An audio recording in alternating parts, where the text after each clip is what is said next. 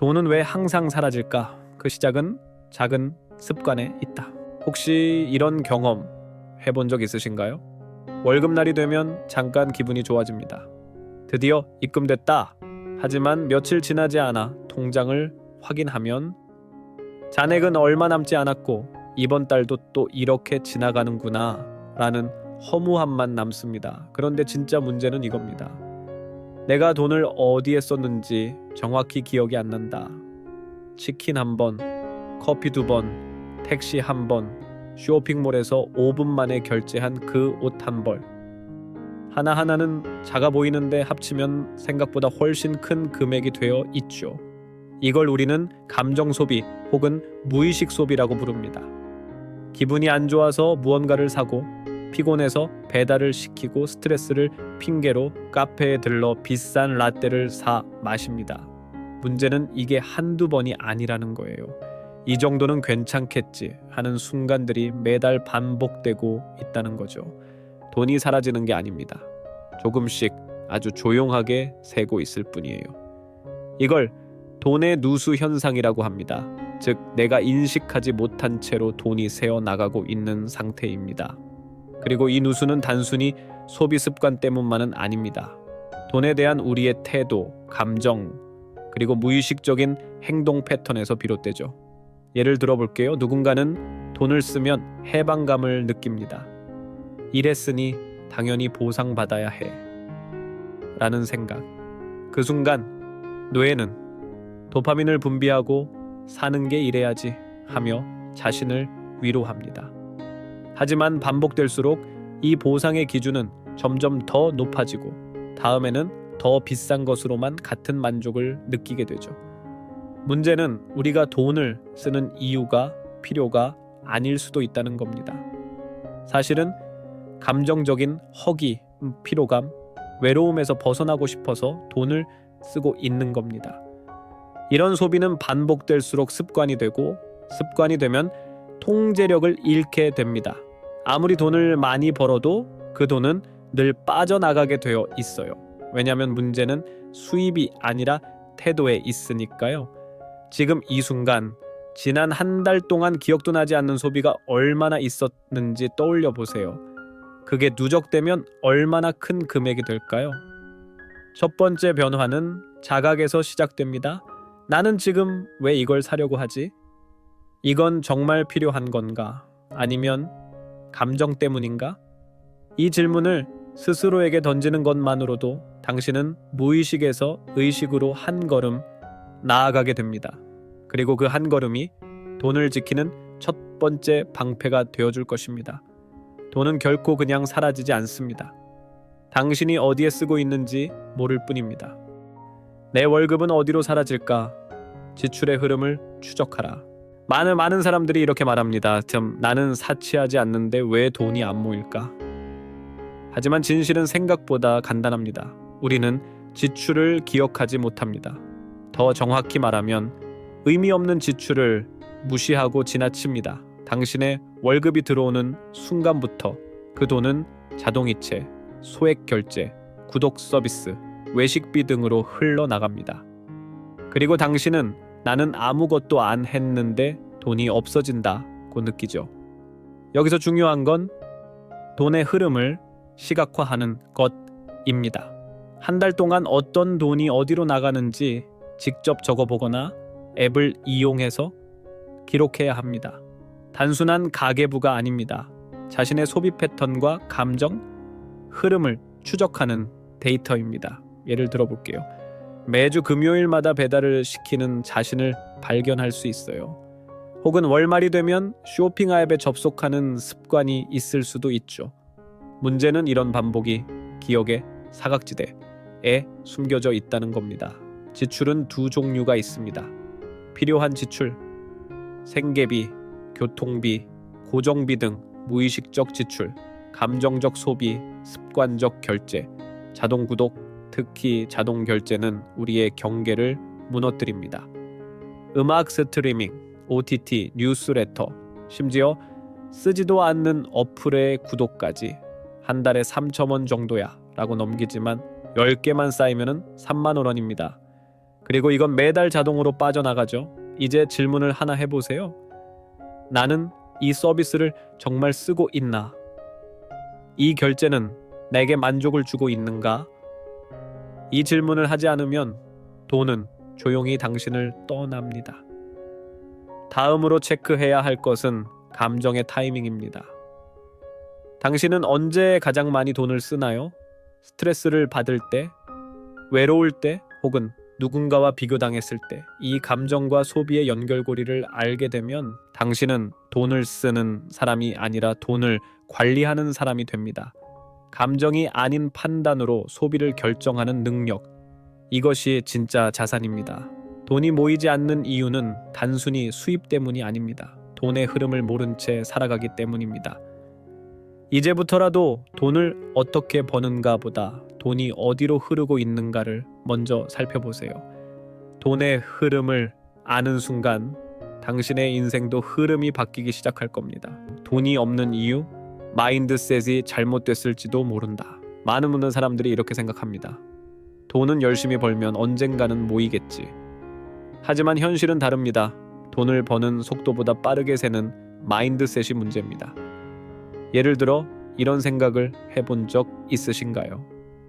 지금 이 정도는 써도 돼. 다음 달에 아끼면 되니까. 이번 달은 예외야. 스트레스가 많았으니까. 이건 투자야. 나 자신을 위한 소비잖아. 이런 합리화가 반복되면 당신은 매달 비슷한 이유로 지갑을 열고 있게 됩니다. 가장 위험한 건 돈을 다 써도 괜찮다는 믿음입니다. 다음 월급은 곧 들어올 거야 라는 안일한 생각이 당신의 통장을 매달 제로 상태로 리셋시키고 있습니다. 여기서 한 가지 묻겠습니다. 당신은 저축을 돈을 남기고 나서 하는가요? 아니면 먼저 떼어두고 나머지를 쓰는가요? 부자는 선저축 후소비의 마인드셋을 가지고 있습니다. 그들은 무조건 먼저 자신에게 돈을 남겨둡니다. 그 다음 남은 돈으로 소비를 조절합니다. 반대로 가난한 사람들은 소비 후 남는 돈이 있으면 저축하려 하죠. 하지만 남는 돈이 거의 없습니다. 왜일까요? 돈은 남겨두지 않으면 절대 남지 않기 때문입니다. 또 하나 중요한 마인드셋은 작은 돈의 가치를 무시하지 않는 자세입니다. 500원 절약해서 뭐 하냐? 커피 한 잔 정도는 괜찮잖아.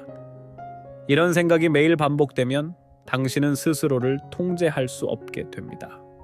돈을 모으는 사람들의 공통점은 작은 지출에도 기준이 있다는 점입니다. 철첨원을 쓸 때도 스스로 묻습니다. 이건 내 가치 기준에 맞는 소비인가? 내 목표에 도움이 되는가? 이 질문 하나가 불필요한 지출을 막고 당신의 재정 흐름을 바꿉니다. 마인드셋은 하루아침에 바뀌지 않습니다. 하지만 매일 의식적인 선택을 반복하면 당신도 충분히 바꿀 수 있습니다. 그리고 그 첫걸음은 이렇게 말하는 겁니다. 나는 소비자가 아니라 자산가가 되기로 했다. 즉시 만족을 참지 못하면 평생 돈은 모이지 않는다. 우리 삶에서 가장 강력한 적 중 하나는 바로 즉시 만족, instant gratification 입니다. 지금 당장의 편안함, 즐거움, 충동을 이기지 못하면 미래의 큰 기회를 잃게 됩니다.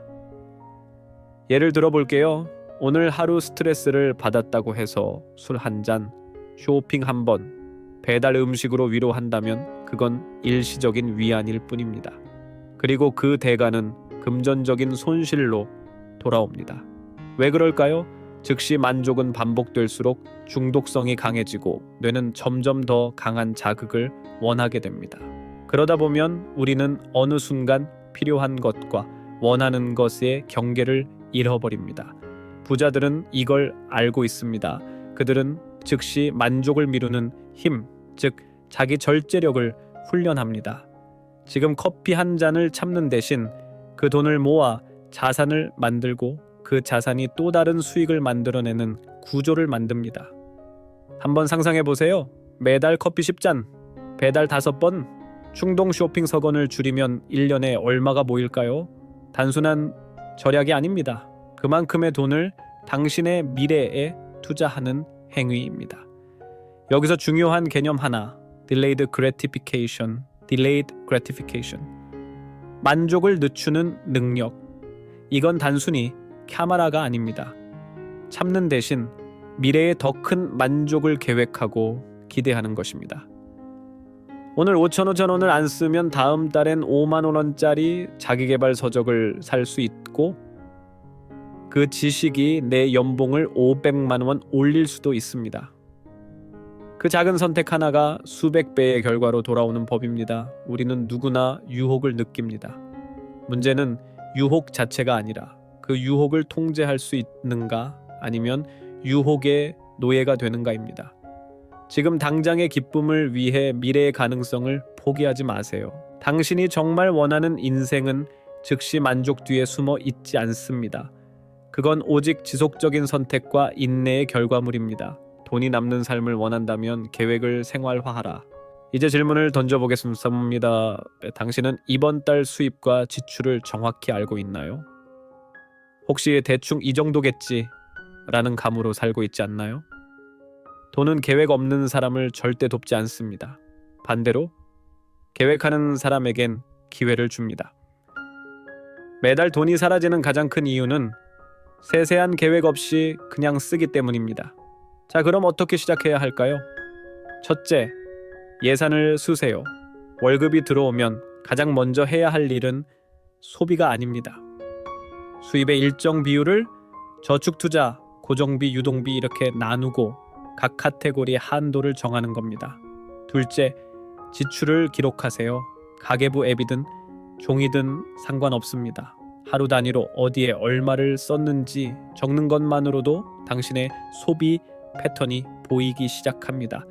그리고 이상한 새는 구멍을 스스로 발견하게 됩니다. 셋째, 매주 리뷰하는 습관을 가지세요. 금요일 저녁 10분만 투자해보세요.